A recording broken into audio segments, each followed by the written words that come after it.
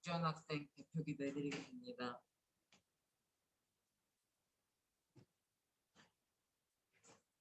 기도드리겠습니다. 하나님 아버지 감사합니다. 오늘 이 자리에 나와 예배드릴 수 있도록 용서해 주셔서 감사합니다.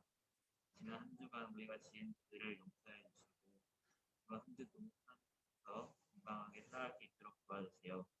목사님 말씀하실 때 귀 기울여 들을 수 있도록 도와주시고 오늘 들은 말씀을 한 주간 기억하며 살아갈 수 있도록 도와주세요.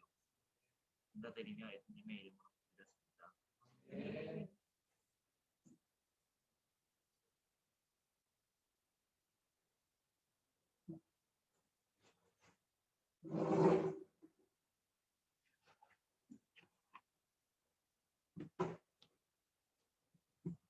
오늘 본문 말씀 누가복음 15장 20절에서 24절 말씀이에요.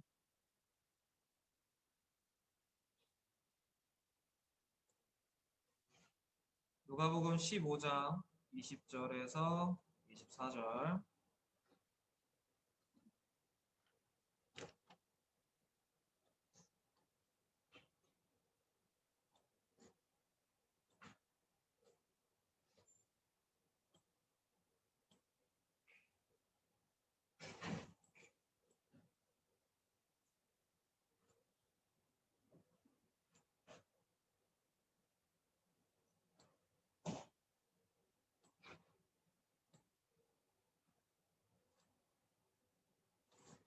누가복음 15장 20절에서 24절 다 찾았나요? 네, 그러면 우리 한 절씩 교독해서 읽도록 하겠습니다. 이에 일어나서 아버지께로 돌아가니라. 아직도 거리가 먼데 아버지가 그를 보고 측은히 여겨 달려가 목을 안고 입을 맞추니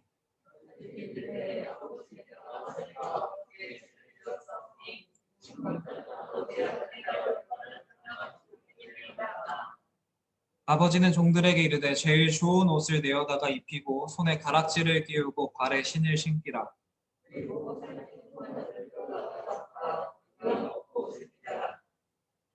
같이 읽겠습니다. 이 내 아들은 죽었다가 다시 살아났으며 내가 잃었다가 다시 얻었노라 하니.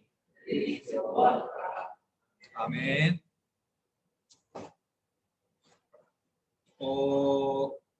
우리 벌써 6월의 마지막 주죠.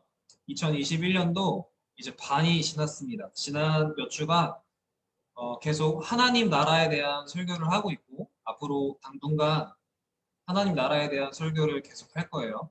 왜냐하면 하나님 나라를 믿는 믿음이 있어야만 그리스도인인 우리에게 기쁨이 있고 회복이 있고 능력이 있고 소망이 있기 때문에 누군가 여러분에게 너는 뭘 믿냐? 너는 왜 교회를 다니냐? 라는 질문에 여러분들이 고민하지 않고 대답할 수 있었으면 좋겠습니다. 그러니 하나님께서 전도사님을 통해 알려주시는 하나님 나라에 대해서 잘 듣고 그 나라에 대한 소망을 갖는 우리 갓딜 학생 청년부 되기를 소망합니다.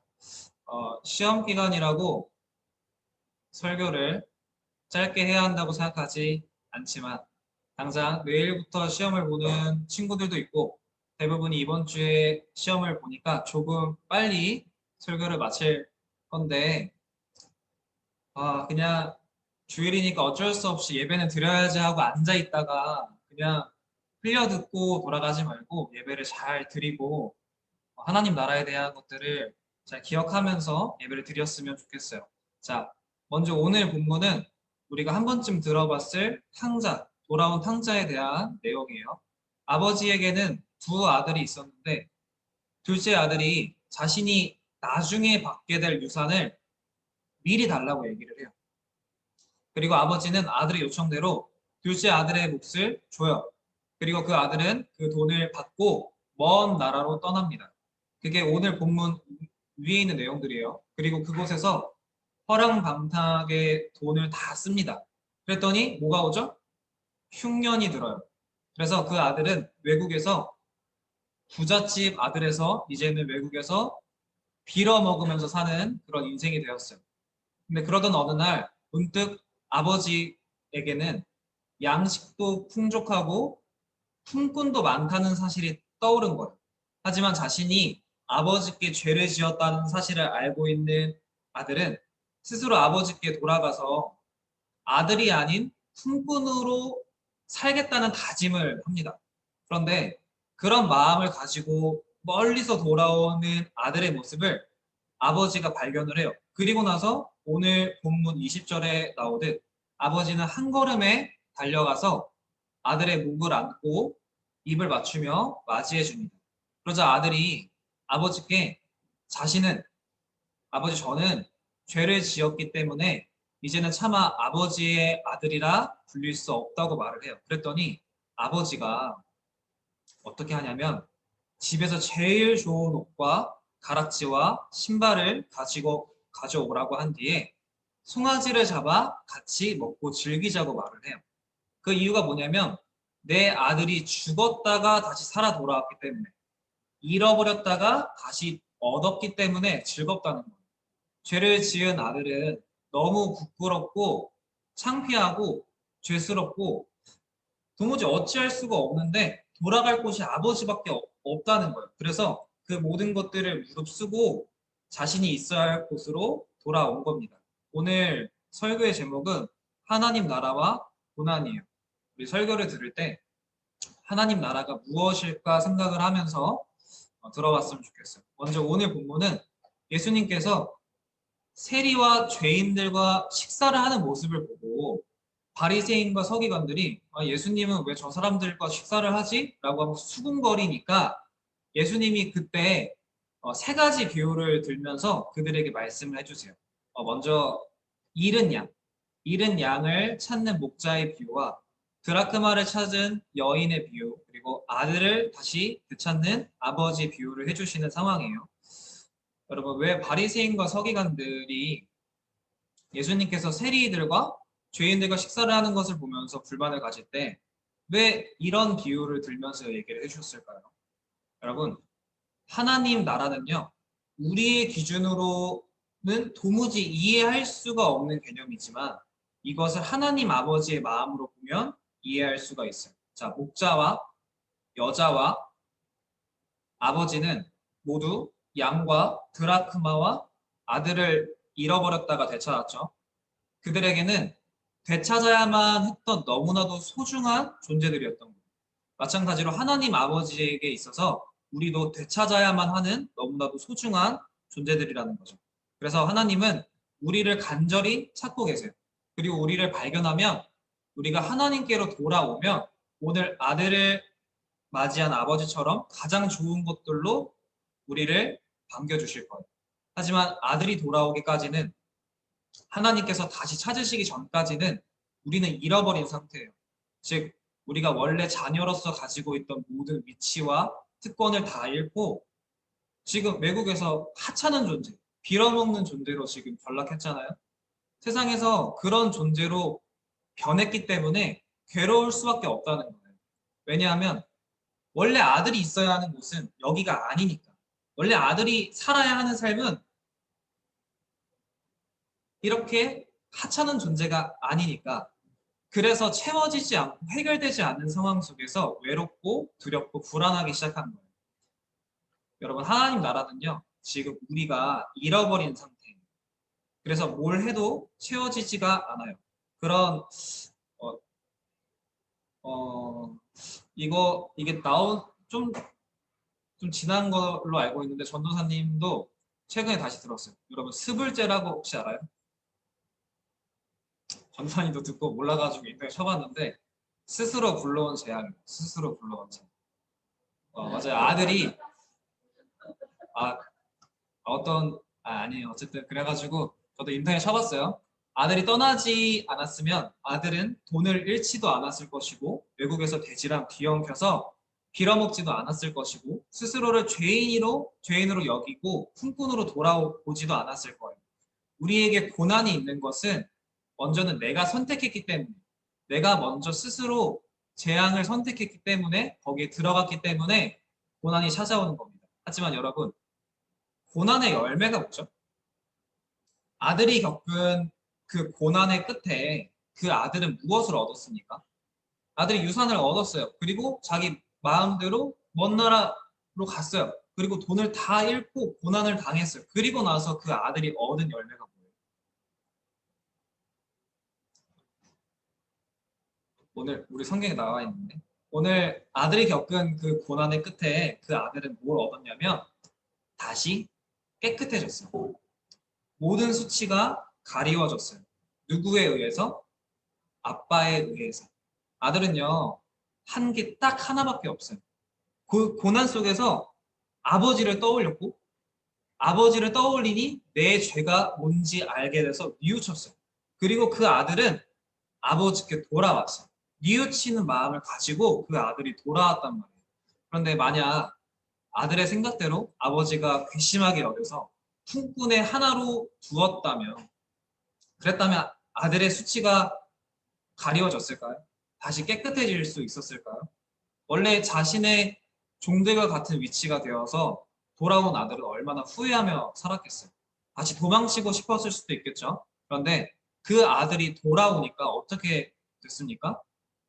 아버지가 달려와서 안아줬어요. 그리고 가장 좋은 것들을 주면서 아들의 상처를 닦아주고 가장 좋은 상태로 바꿔줬어요. 그리고 나서 함께 즐거워하면서 송아지를 잡습니다.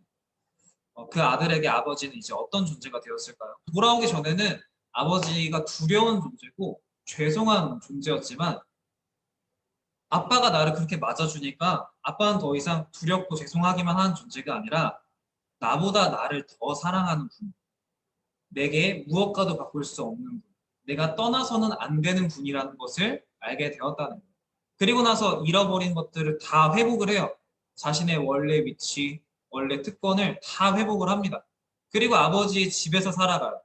하지만 떠나기 전과 바뀐 것이 있어요. 그게 뭐냐면 자신이 있어야 할 곳이 여기라는 것을 알게 되었다는 거예요. 그리고 내게 있어서 아버지가 반드시 있어야만 한다는 것을 알게 되었어요. 아까 예수님께서 죄인들과 식사하는 모습을 이해하지 못하는 사람들에게 자신이 왜 그렇게 행동할 수밖에 없었는지 세 가지 비유로 설명했다고 했죠. 우리 둘째 아들이 돌아왔어요. 이 돌아온 모습을 보면서 첫째 아들은 아버지의 행동이 이해가 안 갔어요. 그리고 마찬가지로 죄인과 세리들과 식사하는 예수님의 모습을 보면서 바리새인과 서기관들은 이해가 안 갔어요. 그런데 아빠는 그리고 그 죄인들 같이 식사를 하신 예수님은 돌아온 아들과 자신 앞에 앉아서 식사하는 죄인들을 만나기 위해서 이 땅에 왔다는 거예요. 아빠가 제일 원하는 건 예수님이 제일 원하시는 건 우리가 금이 환영해서 돌아오는 것이 아니라 내가 아버지께 죄를 지은 사람이라는 것을 깨닫고 뉘우치고 하지만 아빠니까 받아줄 거라는 믿음을 갖고 돌아오기를 원하는 거예요. 우리 오늘 말씀을 빨리 맺겠다고 했죠. 그리고 이제 말씀을 맺겠다고 하면 정말 끝자락에 하기로 했죠. 이제 말씀을 맺겠습니다. 여러분, 아빠는 아들을 잃었어요. 우리는 하나님 나라를 떠났어요. 내가 하나님 나라를 떠났기 때문에 아빠가 나를 잃은 거예요. 그런데 거기서부터가 시작이에요. 베드로전서 4장 12절과 13절을 함께 봤으면 좋겠어요. 베드로전서 4장 12절과 13절. 베드로전서 4장 12, 13. 배점. 찾았습니까? 베드로전서 4장 12, 13절.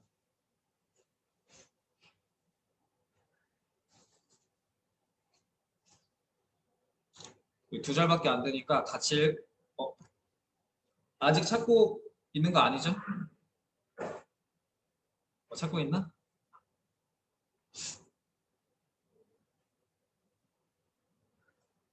찾았습니까?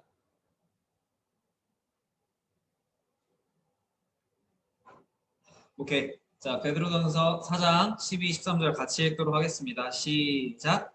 사랑하는 자들아, 너희를 실현하려고 오늘 불시험을 이상한 일 당하는 것 같이 이상히 여기지 말고 오직 너희가 그리스도의 고난에 참여하는 것으로 즐거워하라. 이는 그의 영광을 나타내실 때에 너희로 즐거워하고 기뻐하게 하려 합니다. 아멘. 우리에게 일어나는 시험을 이상히 여기지 말라고 말씀을 하십니다. 왜죠? 어떻게 고난이 오는데 즐거워할 수가 있을까요? 우리가 이렇게 생각을 하면 납득이 안 가지만 이 시험에, 이 고난의 결과를 알면 기뻐할 수 있다는 거예요. 당연히 결과를 모르는 채 다가오는 고난 자체를 보면 절망할 수밖에 없지만 이 고난이 가지고 올 열매가 무엇인지 안다면 아들이 뉘우치고 돌아왔을 때 맺게 된 열매가 무엇인지 안다면 우리는 안심할 수 있다는 거예요. 자, 최근에 다시 시작한 슬기로운 의사생활이 있는데 우리 친구들이 열심히 공부하느라 아직 안 봤을 거라 믿어 의심치 않아요.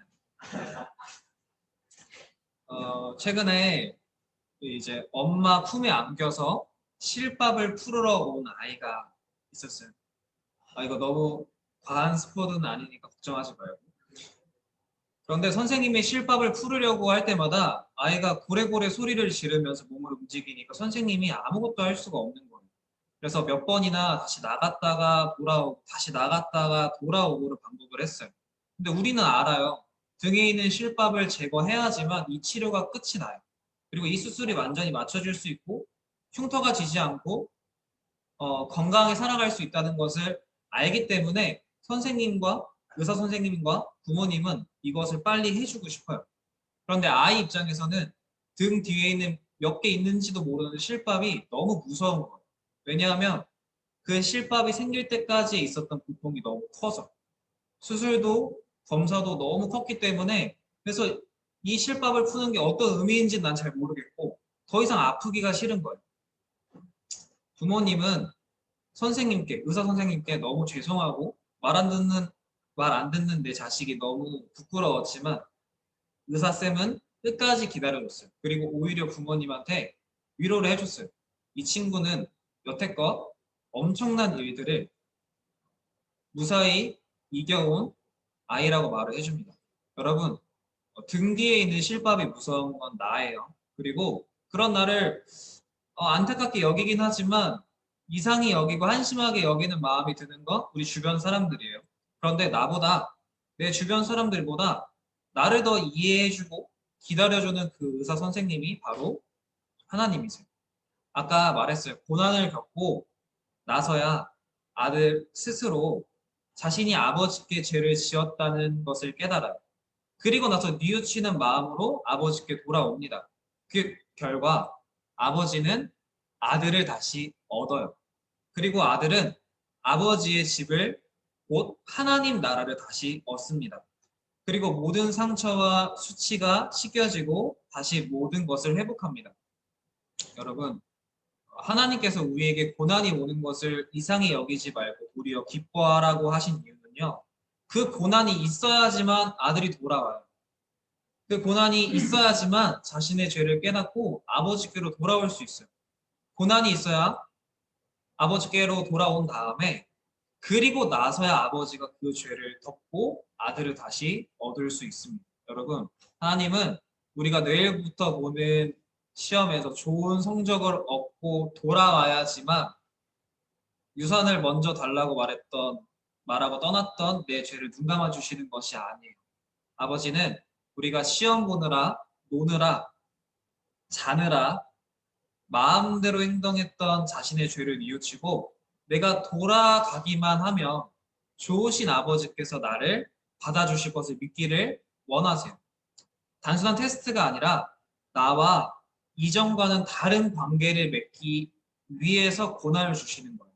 여러분, 원래 아들은 하나님 나라에 살던 존재였어요. 그런데 아버지를 신뢰하지 않았죠. 아버지를 신뢰하지 않았고 아버지를 사랑하지 않았어요. 그래서 하나님 나라의 방식을 거부하고 세상으로 떠난 거예요. 하지만 고난을 겪은 뒤 돌아온 나는 아버지를 인정하게 되었고 찾게 되었고 그런데도 나를 맞아주시는 아버지를 이제는 사랑하고 의지할 수 있게 되었다는 거예요. 그제서야 하나님 나라가 나를 속박하는 곳이 아니라 기쁜 공간이 될 수 있다는 겁니다. 여러분 이제 눈을 감고 같이 기도를 할 건데 고난 뒤에 내가 다시 찾은 하나님 나라는 다시는 내가 떠날 곳이 아니라 내가 영원히 지켜야 하는 곳이 되었어요. 여러분이 아직 존재하고 있는 곳, 내가 거하고 있는 곳이 세상이라면, 처한 상황이 여전히 고난이라면 여러분 아버지를 찾으세요. 그리고 아버지께 지었던 죄를 회개하세요. 그리고 오늘 아들이 돌아갔던 것처럼 아버지께로, 하나님께로 돌아가세요. 그럼 하나님께서 여러분을 받아주실 거예요. 우리가 앞으로 살아가는 동안 앞으로 많은 고난들이 있겠지만 그 고난들 뒤에 하나님께서 나를 맞아주시고 깨끗하게 해주실 것을 믿고 안심하세요. 그리고 오늘 하나님의 집으로, 아버지의 집으로 돌아가게 해달라고 이 시간 같이 기도하도록 하겠습니다. 기도하겠습니다. 사랑이 많으신 하나님, 감사합니다. 오늘 이 시간 우리가 하나님을 바라보고 하나님을 생각했을 때 두렵고 무서운 존재가 아니라 나를 기다리시고 나를 맞아주시는 하나님 아버지라는 사실을 아버지 믿습니다. 하나님, 내 생각에 나는 여전히 죄가 많고 더럽고 나한테 고난이 왜 있어야 하는지 모르겠고 마음의 상처가 크지만 하나님, 내 안에 있는 그 수많은 죄들이 해결되기 위해서 내가 아버지께로 다시 기쁨으로 돌아가기 위해서 하나님이 내게 이러한 시련을 주시는 건 줄 믿습니다. 그리고 오늘 말씀대로 내가 그것을 믿고 회개하고 주님께로 돌아가면 아버지는 나를 다시 맞아주실 것을 믿고, 하나님, 내가 더 이상 두려워하는 것이 아니라 내가 하나님께로 돌아가는 것을 기대하면서 주님께로 나아갈 수 있기를 소망합니다. 아버지, 우리가 그리스도의 고난에 참여하는 것은 예수님과 같이 주님께로 돌아가는 것을 기뻐하는 것입니다. 하나님, 오늘 주신 말씀을 기억하면서 앞에 찾아오는 나의 그런 많은 고난들에 대해서 걱정하는 것이 아니라 그 고난 너머에 있을 나를 회복하실 하나님을 기대하며 오늘 주님께로 돌아가는 우리가 될 수 있도록 주님 함께하여 주시고 우리의 마음을 붙들어 주시옵소서. 아버지, 저희 사랑하는 우리 갓대학생 청년부가 주님을 더욱 사랑할 수 있게 하나님 아버지의 집으로 돌아갈 수 있도록 주님 함께하여 주시고 인도하여 주시옵소서. 감사합니다. 예수님의 이름으로 기도드렸습니다. 아멘.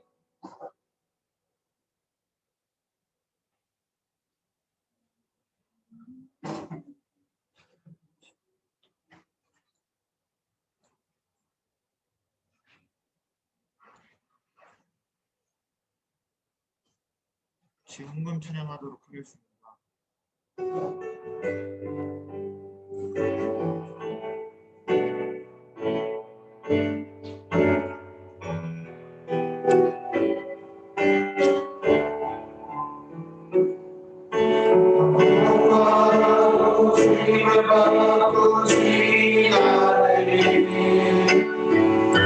다른 어떤 은혜 구하지 않으니 오직 그리만이 내 삶의 도움이시니 주의 얼굴 보기 원합니다. 주님 사랑해요. 꿈만 성성하네 하나님의 진실한 주의 원합니다. 아버지 선생님 대표로 기도해 주시겠습니다.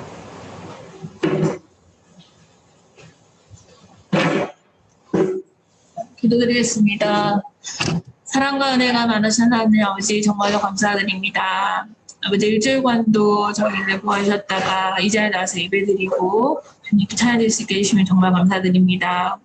아버지, 저희가 세상의 어떤 유혹이나 시련에도 굴하지 않고 하나님의 나라를 소망하며 살아갈 수 있는 우리 지혜로운 갓디엘 성령학생이 될 수 있도록 좀 도와주시옵소서.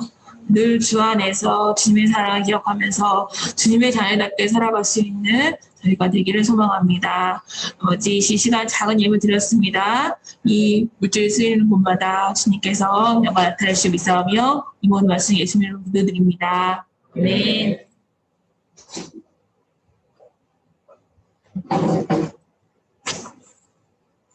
주기도문 하시고 예배 마치도록 하겠습니다. 하늘에 계신 우리 아버지여 이름이 거룩히 이름을 받으시오며 나의 마치며 뜻이 하늘에 서리나 것이시옵니다. 우리 이름을 말씀을 주시고 우리가 우리 죄진 자를 사하여 것 같이 이를 사하여 주시고 이를 시험에 하지 마옵시고 하나님께서 도와주셔서 이하여 군대를 강의하고 싶게 영원히 싸움나이다. 사진 찍겠습니다.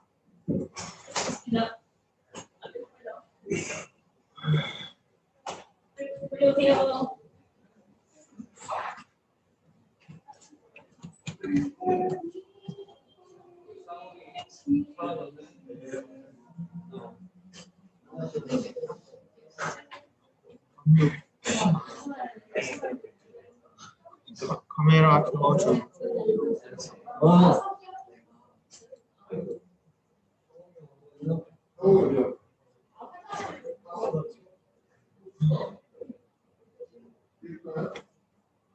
아무도 안 켜줘.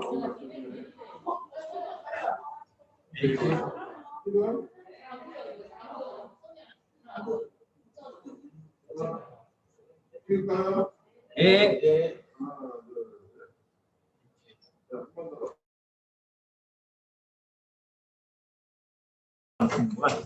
감사합니다.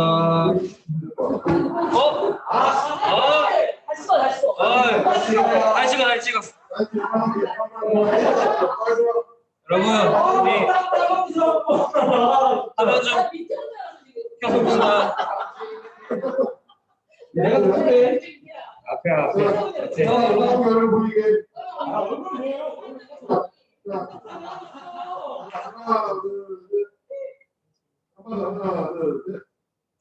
네, 감사합니다.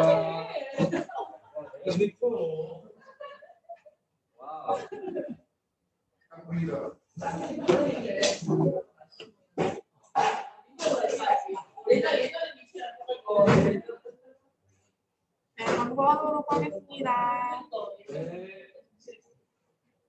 학생청년부 예배에 오신 여러분을 주님의 이름으로 환영합니다.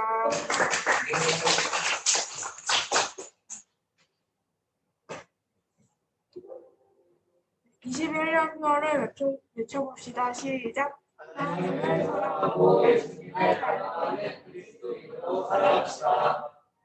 복음을 전하는 나그네로 살아갑시다.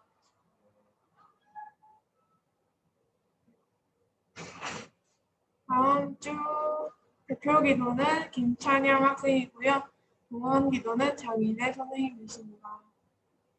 헌금은 예배 전에 아래 계좌로 미리 준비해 주세요. 제자훈련은 매주 주일 11시 20분부터 진행하니 참여 안 하시는 사람들은 참여해 주시길 바랍니다. 화요 기도 모임은 6월 29일 10시 20분부터 40분까지이고요. 인도는 박주원 학생입니다. 네, 2부 순서 번들모임 갖도록 하겠습니다.